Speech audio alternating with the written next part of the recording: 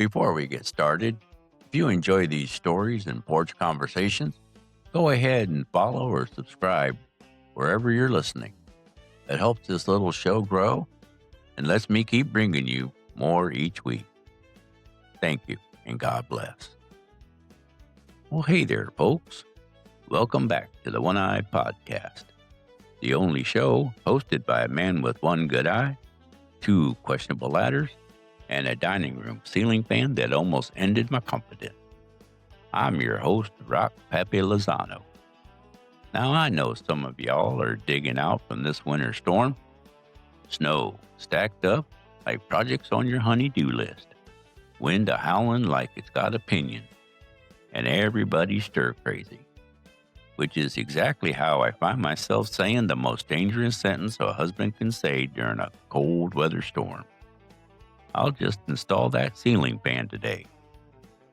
Now, I want to tell you right up front, this story ain't just about a fan. It's about pride. It's about electricity. And it's about my neighbor Earl, who's been having a hard time since he retired. Now, this whole thing starts with my wife. Bless her hard work and hair-spraying salon-owning heart. She says, "Babe, it gets stuffy in here sometimes. Maybe we should think about putting up a ceiling fan." Now, I don't hear maybe. I hear you're about to prove your usefulness. And so I grab my keys, get in my Acadia, and drive on over to our local Menards store. I find one, I buy it, and I drive back home. Take it inside and dump it on the table.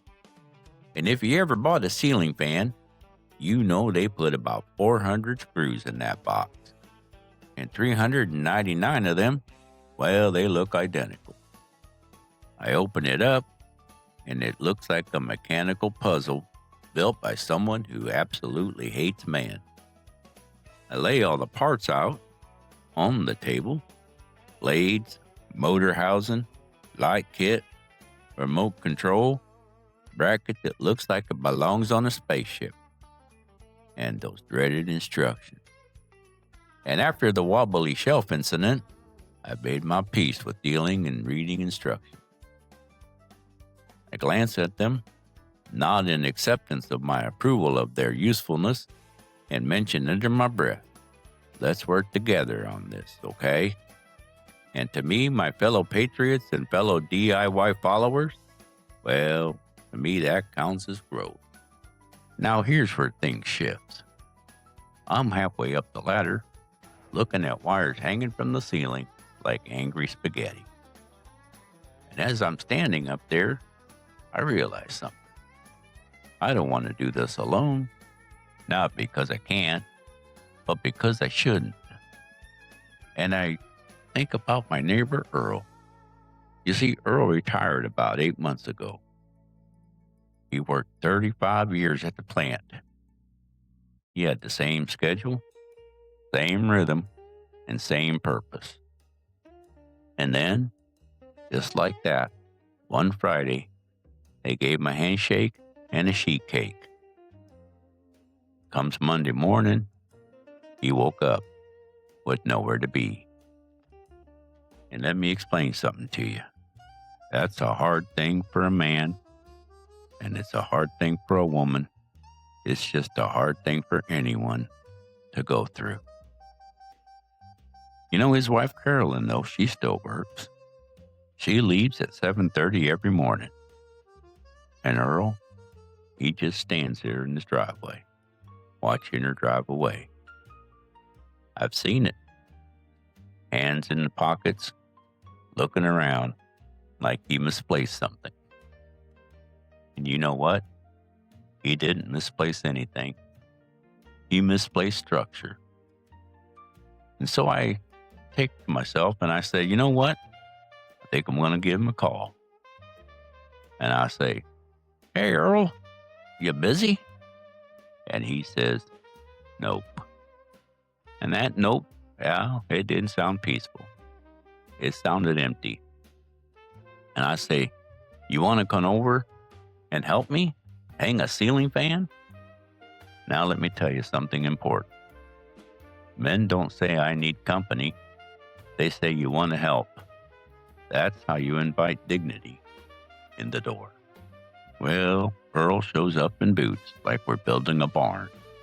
He looks up at the ceiling and says, "Man, I sure hope you turned the breaker off." And I say, "Well, I'm pretty sure I did." And he just stares at me. That long stare. That's a "we are not 25 anymore" stare.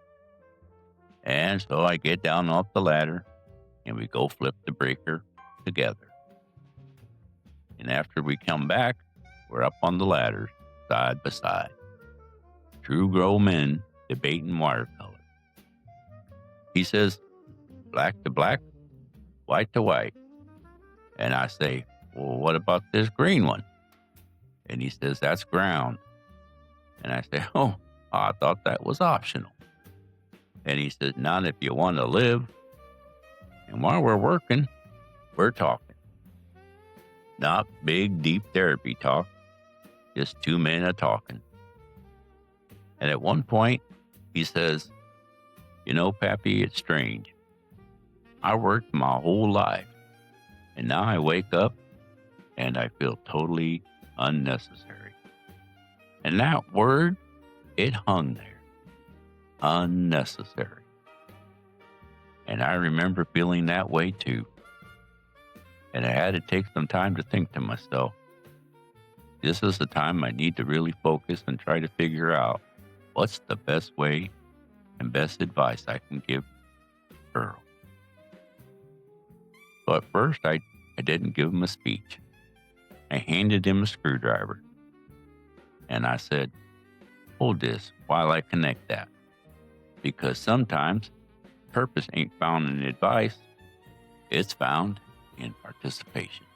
And we finished mounting the bracket. We got the fan body lifted, which, let me tell you, is a two-man job unless you enjoy shoulder surgery. And Earl steadying it while I tighten screws. And I take this opportunity to talk to Earl. And I start with, "Well, you know, Earl, retirement, it ain't the end of usefulness." And he says, "Man, Pappy, it sure feels like it." And I said, "No, sir. It just means your paycheck stopped, not your value." He didn't say much, and he just listened. And I told him, when I first retired, I was just like you. I remember thinking, after all these years of working, what is there after this? But you know what? Missing the shop, thinking about work, thinking about things I thought I still had left to do, made me start missing what I wanted to do when I retired. And one day, when my wife came home, and she asked me, "Hey, Pappy, what'd you do today?" I said, "Nothing. I didn't do anything at all today." And she just stopped and looked at me. And she said, "Pappy, you gotta find something to do. Can't do something just because I tell you to. You gotta do it because you've earned it. You've worked 40 years. And now it's time for you to start doing things you want to do. Do things that you always thought in retirement, these are the things that I want to do." And I looked up at her and I said, "You know, honey, you're absolutely right." And from that moment on, when my wife goes to the salon each morning, I don't sit. I've got either a honey to-do list, like fixing the hinge, working on this here fan, or many other projects I could be doing that's on that list. But I also like to go check on Mrs. Thompson or Mr. Hankins just to see how they're doing, or if they just need anything. Sometimes all they need is just some good conversation, and I've got plenty of that to give. Other times, I'll see people like the Jenkins boy working on a snowblower. and I'll take up my tools and go on over and help him and share with him what I've learned over the years. And he always sits there and listens.